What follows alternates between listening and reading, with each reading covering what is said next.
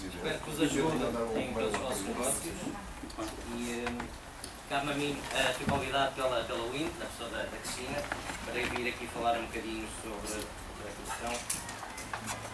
Falar um bocadinho da prova de vinhos e um bocadinho mais adaptado aqui ao tema ou ao contexto, falar de vinhos internacionais. Neste caso, não posso estar aqui porque não convém muito, mas é um bom sítio para não estar à frente. Okay. É no lugar do professor. Não, porque eu não percebo muito disso, por isso não dá muito jeito. E então, falar sobre duas regiões, não sei se alguém conhece mais ou menos vinhos, acho que vinhos toda a gente gosta, por princípio, espero que sim.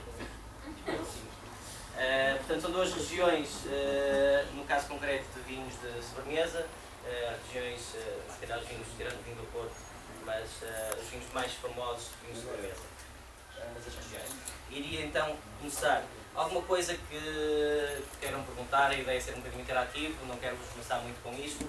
Tenho aí uma informação, uma coisinha que vai ver um bocadinho mais à frente, que é um site muito interessante, quem querer saber um pouquinho mais sobre estas questões, provas, esse infovini.pt, acho eu. É um site que tem muita informação, portanto, se tiverem assim um dia e se quiserem saber um bocadinho mais, deem umas voltas pelo site, tem muita informação, é muito interessante. Então, começando um bocadinho pela prova, o que é a prova, o que são estas coisas.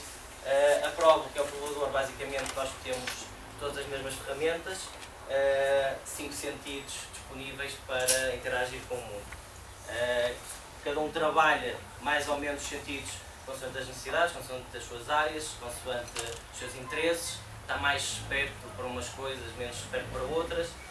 Claramente, há na ciência, tirando, é óbvio, algumas limitações, algumas deficiências de algumas pessoas, somos todos iguais, temos todas as mesmas ferramentas, portanto, estamos todos em circunstância de igualdades.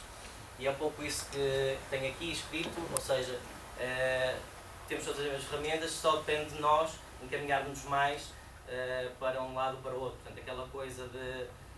É óbvio que há algumas pessoas um bocadinho mais dotadas numa área, mas também porque a desenvolveram mais. E a prova, claramente, é isso. É o trabalho que se tem, o acompanhamento que se tem, e não é tanto aquele misticismo e aquela coisa, aquela aura que muitas vezes está à volta das pessoas, claro que algumas pessoas a fomentam, mas ou seja, está no interesse e na vontade de cada um de se trabalhar estas áreas e de aprimorar. Portanto, é sempre uma questão, os 3 pontos base, trabalhando, acumulando a experiência e acima de tudo aqui um ponto importante nesta questão das provas, que é abstrair-nos e concentrar-nos no que estamos a fazer, não deixarmos de interferir, no caso concreto dos vinhos, pelos rótulos ou pelas imagens, pelas aparências, e concentrar-nos precisamente e confiar nos nossos sentidos. Ou seja, porque muitas vezes é uma questão de confiança, que nós percebemos uma coisa ou sentimos uma coisa, só que, ou pela falta de experiência, ou seja o que for, não estamos confiantes no que pensamos ser a coisa. E então ficamos sempre um bocadinho retraídos e às vezes ouvimos a pessoa do lado a dizer uma coisa que a tentar dizer uma barbaridade, mas como disse com confiança, e depois deixamos assim um bocadinho deixar influenciar. Isto, eu tenho aqui estas coisas, são guias, não são coisas estanques, normalmente é mais adaptado aos vinhos, pode ser adaptado ao tipo de alimentos, mas olhando para isto de uma maneira assim mais como um guia e não como não pensem em regras rígidas. Portanto, uma observação ou numa prova de vinhos, o que é que nós temos? Primeiro, sempre a fase visual, e aqui existem vários pontos que observamos. Normalmente não é a fase ou não é a parte onde damos mais importância aos vinhos. Claro que permite-nos logo identificar a coisa mais básica, branco, tinto ou rosé, isso é logo um primeiro ponto. A partir daí, ver um pouco se é um vinho turvo, límpido, cristalino, perceber um pouco, isso dá-nos algumas ideias da qualidade do vinho. Dá-nos algumas ideias da qualidade do vinho. Aqui o que eu digo por viscoso será o que vocês também, alguns, quem gosta de vinho certamente já ouviu e já tem essa noção, que é a viscosidade no copo, a lágrima, quando se gira o vinho no copo, dá-nos indicações também, algumas indicações importantes, tanto do álcool como do teor em açúcares residuais do vinho. No caso dos espumantes, é uma parte muito importante, nos espumantes valoriza-se muito esta parte visual, quer pela bolha, a bolha é as bolinhas de gás a subir pelo copo, daí a importância também do flute no espumante, é muito valorizada essa questão.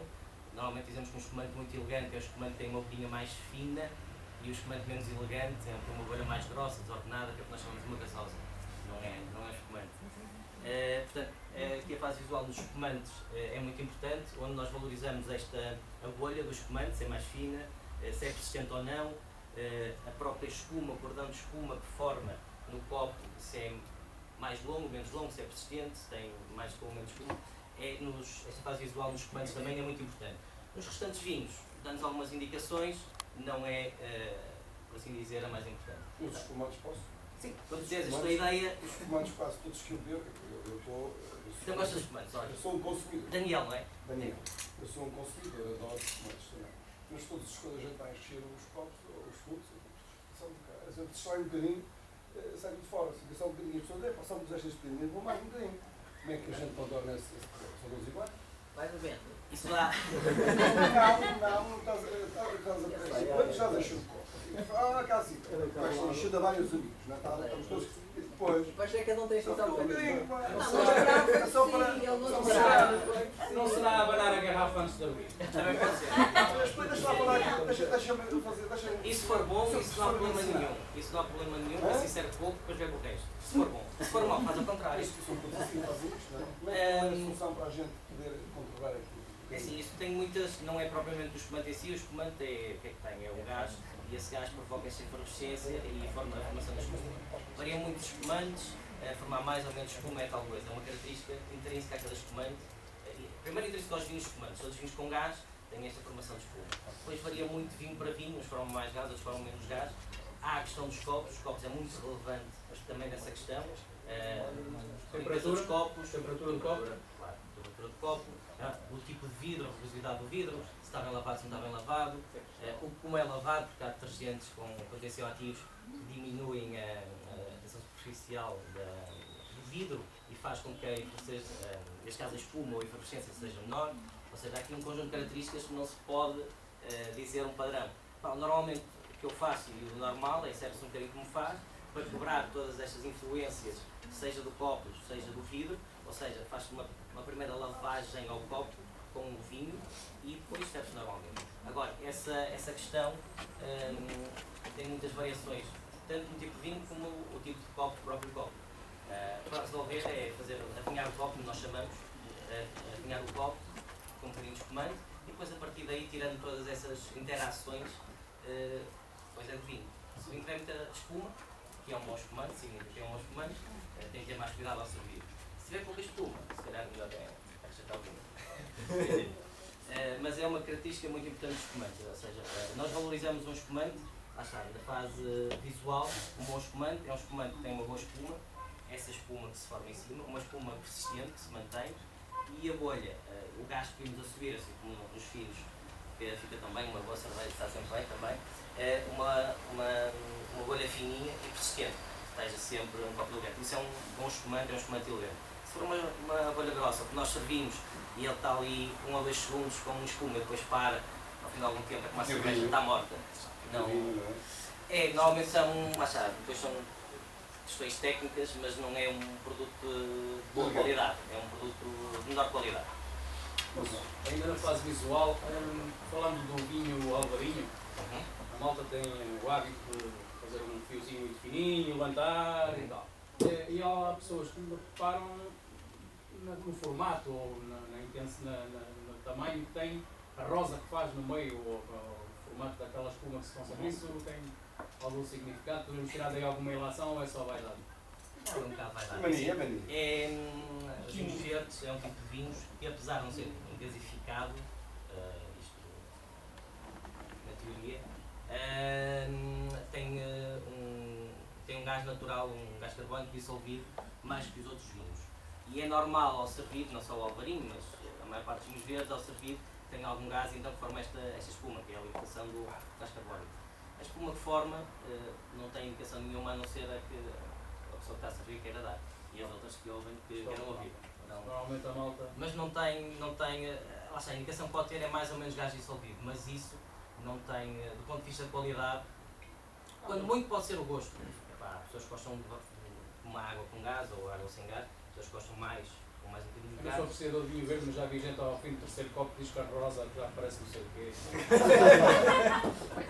Isso aí é normal, isso aí é normal. Eu pensei que aquilo